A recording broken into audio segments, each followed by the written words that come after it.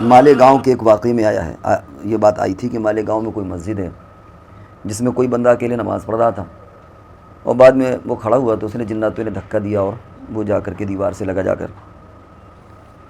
اول تو ایک اس طرح کے واقعات کی حقیقت کے اللہ ہی بہتر جانے۔ آج کل ٹیکنیکل یعنی میدان میں ایسی ایسی چیزیں اور ایسی ایسی ٹیکنالوجی اور ایسے ایپ آ گئے ہیں کہ کچھ جوڑ کر کے کچھ کرا دیجئے، فاسٹ کو سلو کر لیجئے، سلو کو فاسٹ کر لیجئے، اور نہ جانے کیا کیا چیزیں آ گئی ہیں جو لوگ کرتے رہتے ہیں اس طرح۔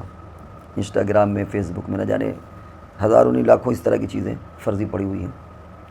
تو پہلے تو یہ کہ اس واقعے کی صداقت کے بارے میں ہو کہ واقعتاً یہ واقعہ سچا ہے بھی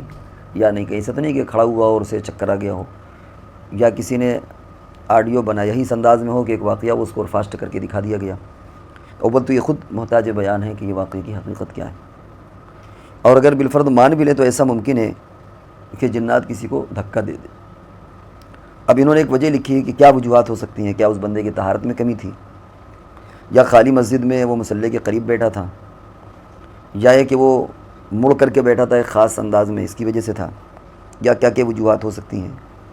اور کیا یہ بھی ہے کہ جنات صرف انہی لوگوں کو پریشان کرتے ہیں جو جناتوں سے ڈرتے ہیں، اور جو نہیں ڈرتے ان کو نقصان نہیں پہنچاتے۔ ایسا کچھ بھی نہیں، جو وجوہات آپ نے لکھی ہیں کوئی بھی وجوہ ایسی نہیں ہے کہ جس کی وجہ سے یہ بات کہی جائے کہ جنات اسے پریشان کریں۔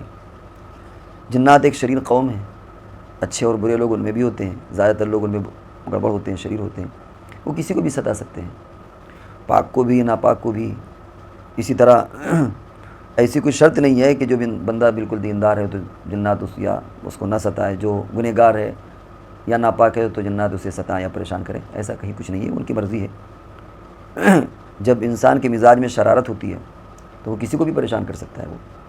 تو اس میں یہ جو وجوہات لکھی ہوئی ہیں ان میں ایسی کوئی وجہ نہیں ہے کہ جس کی وجہ سے کہا جائے کہ جنات ایسا کرتے ہیں۔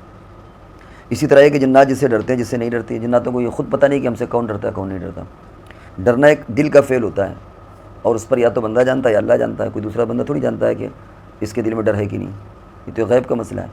تو جنات خود ہی نہیں جانتے کہ ہم سے کون ڈرتا ہے کون نہیں ڈرتا، تو ڈرائیں تو اس طرح ڈرائیں گے کیا؟ تو یہ بھی کوئی ایسی بات نہیں ہے کہ جنات جو نہ ڈرتا اس کو وہ ڈرائیں پریشان کریں، جو ڈرتا اسے پریشان نہ کریں۔ تو خلاصہ ہے کہ ایک واقعہ ہے، اللہ جانے صحیح ہے کہ غلط ہے، اور اگر واقعہ صحیح بھی ہے تو اس طرح کی چیز ممکن ہے، اس کی وجہ کوئی بھی ہو سکتی ہے۔ جو آپ نے وجہ لکھی ان میں کوئی متعین کوئی وجہ اس میں نہیں ہے۔